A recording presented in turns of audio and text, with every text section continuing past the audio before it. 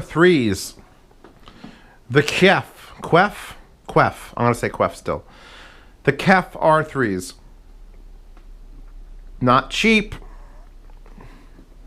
Now, everyone's like, well, Zeos R300 or R3s, R300 or R3s, R300 or R3s. And, you know what? Here's the thing. They cost $2,000. And I really love the speaker grill. I really do. Let's peel it off. Oh, magnets, right? Magnets. This is like a vinyl, and then the front is like a suede, and it has the Kef logo, and it's perforated, and they're the same size, and you cover it. It actually still looks good.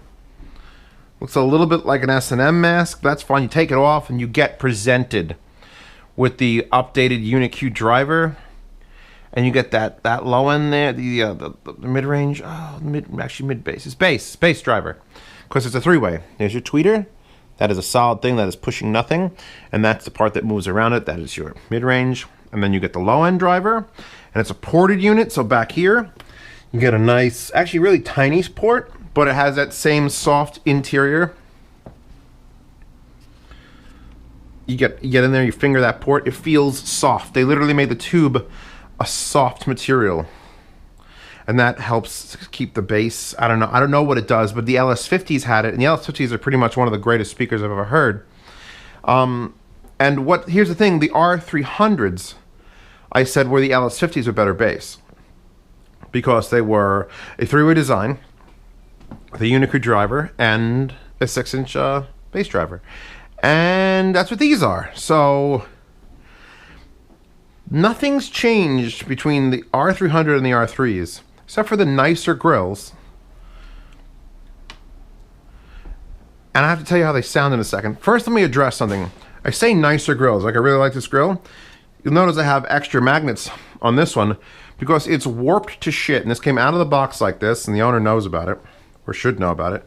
And I've been trying to straighten it out, like keeping it on my fridge and bending it every once to try to get this to like sit. Because if I don't have these extra magnets on it, it's so warped that the bottom and top will like rock. Like I'll push this and it's bent this way and this way. It's just, you can still see it's not quite straight, even though I've done so much to try to fix it.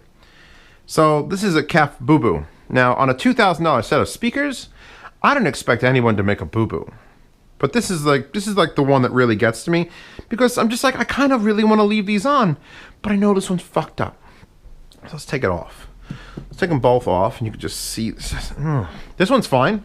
They both came out of the box, and this one was fine, and that one wasn't fine. So now we've got these big white boxes, right? And are they beautiful? Think about that for a second. Are they beautiful? I usually love white speakers. I'm not super into gloss. I don't really... I'll give them like half beautiful. They've done a decent job of covering the hardware. However, I will say this. These things, when you play them after a while, these rings, and you can see this is a ring and this is a ring that are covering the hardware, will actually shift out of alignment. And if like the lighting is harsh, like I got that light shooting pretty much down on it, you'll actually see a shadow appear around these. Like this one might even be slightly out now. So those will actually sort of shimmy out of position, and you'll have to push them back in with your thumbs. And it's like, I don't really want to touch many of these things. It's so white. Now, do you sound better than the R3? I thought they did. At the very beginning when I unboxed them, I hooked them up in my living room here, and I could have sworn to you that the low end on these bookshelves was absolutely better than any other low end on any other bookshelf I've ever heard.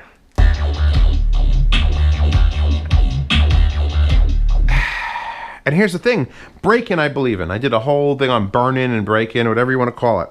And some speaker manufacturers tell you need to break in your speakers because you got the physical movement of the driver, the actual things that are holding the driver in place, the spider suspension in the back and the surround in the front, are brand new. And you got to move them and you got to loosen them up like a new pair of jeans. You got to break them in. And usually you'll get a more bass, more treble, or the treble will settle down and stop being so sharp as things relax. and everything starts flowing. You don't believe me? Fine, whatever. I don't give a fuck. Point is, the break-in on these actually made the low end become less. I was on live stream when I hooked these up. And anyone who watched that live stream knows exactly my reaction to the low end of these was like, holy shit. Like you never needed a subwoofer. It was incredible. And this is the most bass song I've got, which is Run the Jewels, Oh Mama. And there's a good low end there. But I'm not shitting my pants anymore. And it's not like I've gotten used to it, because I take these speakers off, I put other speakers on, I take these speakers off, I put those on, put that on, put subwoofers on. So I have a pretty good conscious light into what I'm expecting when I put them back on. And they're not pulling it off. Right now, these don't make sense over the R300s. Maybe a slightly updated view. Look, I'm not going to deny how good they sound. Right? Do they sound like they're worth $2,000? Sure. But the R300s are $700 less. Of the same basic design of coaxial on top and 6-inch driver. Have the same basic properties. The only thing I have to give these over those right now is a slight, and this is going completely from memory. And I'm sailing. A slightly better combo up here. I know they updated this to the newest version, and I can just tell that the actual imaging and the sound stage and the actual way it's presenting sound is a little bit better than it was in the R300. Which probably means it's closer. These are closer to the LS50s with bass than the R300s were. But when you look at the links in the description of this video, you're going to see links to these, sure. Then you're going to see links to the R300s, which will save you $700. And now the LS50s, which my biggest problem with those was in a living room like this, they don't produce enough low end, are only $1,000. So I want you to just, in your mind, imagine much more beautiful LS50s up here and $1,000 to spend on subwoofers. I mean, that's you just do the crossover, you get a mini DSP HT, run to your amps, run to the subs, do room correction. You get a lot. $2,000 is a lot to spend on a bookshelf. I'm going to talk about these in a bit. The Bootcard S400s. In my review of these, I will reference these. But in my review of these, I will not reference these, because there's a completely different thing going on right now. This is more of like a, fuck. But I can get so much more if I got the LS50s and then threw some subwoofers in there. Like big subwoofers. Like fucking big subwoofers. You can just, So, who's buying R3s? Number one, you don't want subwoofers. You want to get the low end out of just the speakers. You're going for very clean look. You just have little white stands, like sitting in the living room. There's never any anime girls in your home. You're just not allowed, because that's the kind of person who buys R3s. Unless you have R3s and anime figures, in which case, post links in the description. I will let them through the spam filter. I think they definitely work for movies. Sometimes you put up a speaker over here and it's like, all right, this speaker is very fine and very delicate, and you can do all these things to it that make it classical music. But as soon as you throw, a gunfight on it, they just give up. They're like, oh no, too loud, too loud. And these do not care. The biggest comparison people are going to ask me in the description are SVS Ultras or these. And I'm giving it to these over the Ultras for movies. That's insane. But pretty sure the R300s could probably do movies just as well. I don't know if the treble could handle what these can do. I'm trying to give these a decent review, but I'm just like, I'm looking at the price tag. I could see it. Can you see it? Is it across the screen in big fucking bold letters? $2,000? And I just see all the other options downstairs. Like, I love... If they're your only speakers, you're going to love them. But if you have other things in mind, if you're just concerned about low end on a smaller, lighter set of KEFs, subwoofers can come in. And especially with the price cost of these, you can get SVS subs, you get a PS audio sub, you get a fucking pair of small rhythmics for the extra $1,000. So, think it over. I think they do look good, but I don't think they're beautiful. I don't think the wife acceptance factor in these is as high as you think, even in white.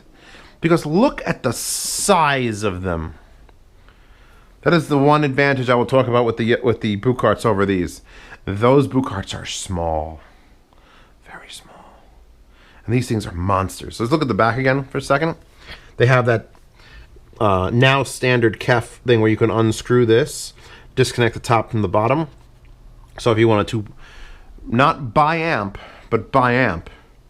Not by wire, but by amp. If you wanted to power this section with a different amplifier than this section, it is capable of doing that.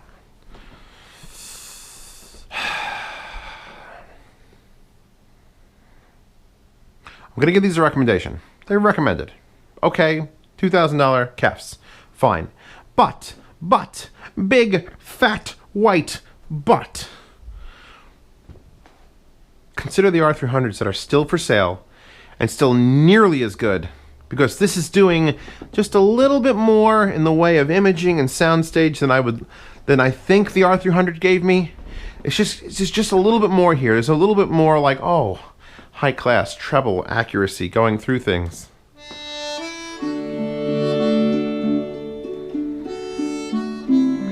I'm pretty sure the sound demo for these is decent. I did it before this review. And I think these sound better on a sound demo than those boot carts, because these actually work near field and those don't. That's another thing in case you wanted to know. Yes, these R3s do work in near field, same as the R300s, but I still take LS50s over both of them.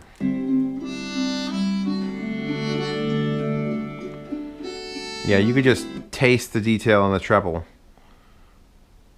Look, I'm going to stop this review. This is what's happening right now. This review is going to end. And I'm going to pull these off of here and I'm going to put the boot carts up. And I'm going to listen to those for 15 minutes before I start that review.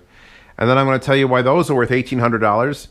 And there's going to be a button there too. But Zeos is juggling very expensive speakers with very fine details that have to be talked about. And I'm not that enthusiastic about this review, am I? You could just tell from the enthusiasm. Wow, Zeos isn't really like jumping on it. He's not like spewing out all these words about how amazing they sound. I put them up here. I have absolutely no issue with them, other than the fact they look kind of giant and white. And I'm going to nod my head at them and then say, well, these exist and this alternative exists. And that's what it's all about. Okay, Kef, you can go now. Anyway, Android 18. I picked this wallpaper specifically because it's completely in white. And these are very, very KEF sounding speakers. They're just robotically KEF speakers. Every KEF sounds like a KEF. There's no difference in like the tonality of it. It's just more or less low end, more or less treble. They all have the coaxial. They all sound great. They're robots. They're androids. They're very pretty androids. And people would love these speakers. So if you own a pair, God bless you. You've done well. If you own R300s and you're thinking about should you upgrade? Only if you can get back your full price. Only spend a little bit more to upgrade these. Anyway, yard sales, Patreon link, description, upper right, in the middle of the screen when the video ends. Supports this channel. The best part about that is it pays for the shipping and insurance. So when I have to send this back to its owner, because the company didn't send me these, a person said, hey, I have these, do you want them? And I'm like, yeah, I'll review them for a while. So I have to ship that massive box back with insurance. The Patreon helps pay for that, and for rent and for cat food. So thank you for supporting me there. For those of you who support me there. You also get to see these reviews early. Sometimes it's a few days, sometimes it's a few weeks early, depending on what the schedule is like. And I also answer all of your questions. Morning, noon, and night. Well, I answer the $5 tier questions whenever I get around to it. If you're in the $10 tier, there's a private Telegram chat. So I do answer your questions morning, noon, and night. And I want to thank the person who loaned me these as well. Your name is written in a text document somewhere. Thank you. And I think that's it. Check out the sound demo in the description. Note, the low end is not going to come across in the sound demo because I have the microphone so close. The low end will come across in this video. And it's decent. It's very decent. It's a very decent amount of low end. But not what I remember from the very first hours of playing them. Just pointing that out. They lost their luster. They lost their insane low end luster. Shame, because that would have put them on a different level from everything else I've got. And I went, ooh, yes. So that's all. Thank you. Good night. Sound demo description, Patreon things. Goodbye. It's great. You like them? Okay. I'd rather not have them in white though.